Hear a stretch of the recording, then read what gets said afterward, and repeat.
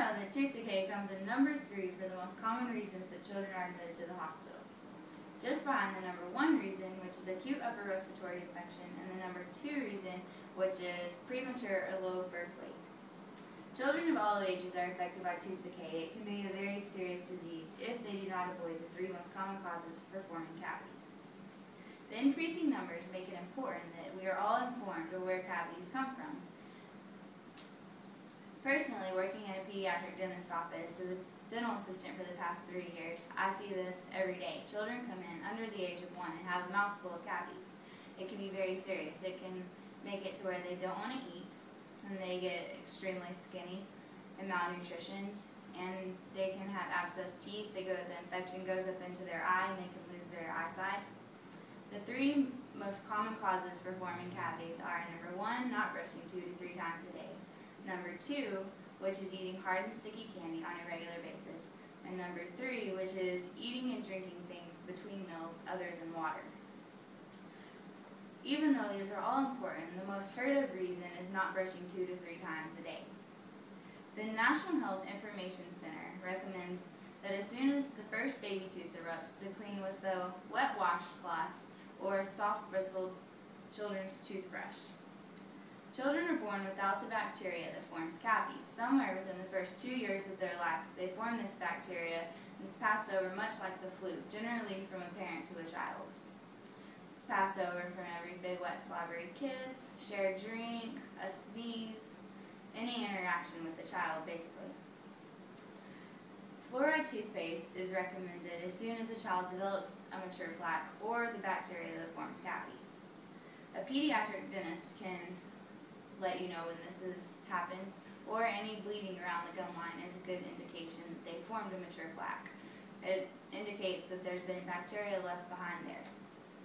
The Colgate Oral and Dental Health Research Center says that fluoride is there to strengthen the tooth enamel and make a child less prone to forming cavities. Because a child does not brush every time that they eat something, what they eat is very important as well. Eating hard and sticky candy on a regular basis is another cause for forming cavities. Hard and sticky candy should be limited to special occasions, generally about 1 to 2 times a month. Special occasions being Christmas, Halloween, birthday parties, when they come home with good grades. According to Stephanie Zeller, which is a pediatric dentist in New Mexico, she says the key to avoiding cavities is to pay attention to the frequency that a child consumes candy. The thing with candy is that it sticks into the grooves of the mouth and produces a sugary saliva, and then in turn produces an acid, which therefore produces cavities. The thing about it is that when it sticks there that long, it's left there for long periods of time and has enough time to make a cavity. From my knowledge of working in a pediatric dental office, there's better choices than other if a child's going to consume sugar. The bad choices are things like Starburst, Skittles, suckers. The thing with the sucker is that rarely does a kid suck it all the way down to the stick. They normally crunch on it and then it gets stuck in the grooves of the teeth. Gummy vitamins is also one that parents don't realize is full of sugar and very sticky and bad for the teeth. Your better choices are things like M&M, Reese's, cakes, cookies, ice cream, things that dissolve really readily. If they are going to have these sugary things, there's not only better kinds of candy to have, there's also better times for the child to eat the candy. Children that eat candy and things between meals other than water are more likely to form cavities.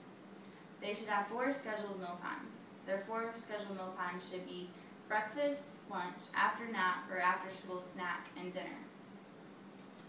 According to Stephanie Zeller, the pH level, if a child eats all day long, stays at a constant low rate. Therefore, it's never able to get up and dissolve foods.